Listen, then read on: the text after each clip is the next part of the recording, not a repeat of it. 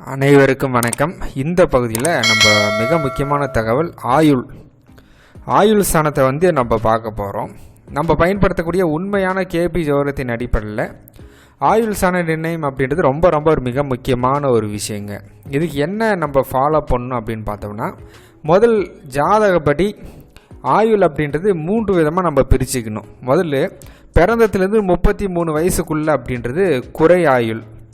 அதுக்கடுத்து 33 வயசுலேருந்து 66 வயது வரைக்கும் ஒரு நடுநிலை ஆயுள் அப்படின்றத பார்த்துக்குங்க.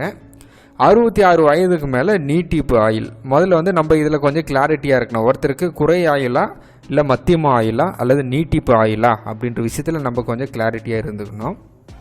அதுக்கடுத்து ஜாதகப்படி ஆயுள் ஸ்தானம் ஒருத்தருடைய அந்த உடம்பை விட்டு உயிர் பிரியுது அப்படின்ற அந்த புள்ளியை சொல்லக்கூடியது எதுன்னா இந்த லக்னஸ்தானம் தாங்க. அது இந்த லக்கண பாவம் அப்படின்றது சரலக்கணமா ஸ்திர லக்கணமா உபய லக்கணமா அப்படின்றத கொஞ்சம் பார்த்துக்குங்க. மாரக பாதக ஸ்தானத்துடைய தொடர்புகள் ஏற்படுற போதே ஒருத்தருக்கு அந்த உடலை விட்டு உயிர் பிரியக்கூடிய ஒரு விஷயத்தை சொல்லும். அப்போ சரலக்கணமாக இருக்குது அப்படின்னா 2, 7, 11 இதுதான் மாரக பாதக ஸ்தானம். ஸ்திர லக்கணமாக இருக்குது அப்படின்னா 2, 7, 9 இந்த வீடுகள் தான் மாரக பாதக ஸ்தானம்.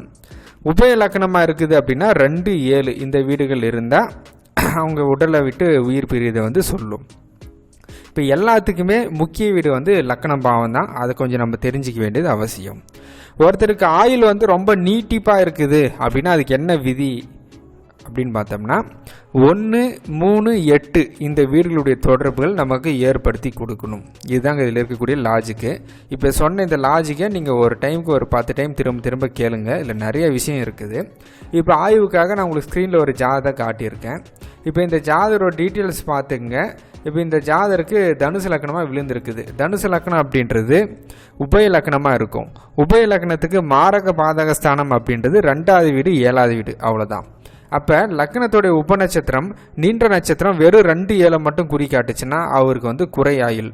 அதுவே லக்கணத்தோடைய உபநட்சத்திரம் நின்ற நட்சத்திரம் 1, 3, 8 இந்த வீட்டில் குறிக்காட்டுச்சுன்னா அவருக்கு நீட்டிப்பு ஆயுள்.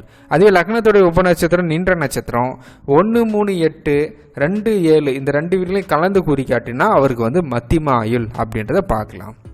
இப்போ எக்ஸாம்பிளுக்கு இந்த ஜாதகர் பாருங்கள். லக்னத்துடைய உபநட்சத்திரம் புதன் கும்பராசியில் இருக்குது. புதன் விழுந்தக்கூடிய நட்சத்திரம் ராகுடைய நட்சத்திரம்.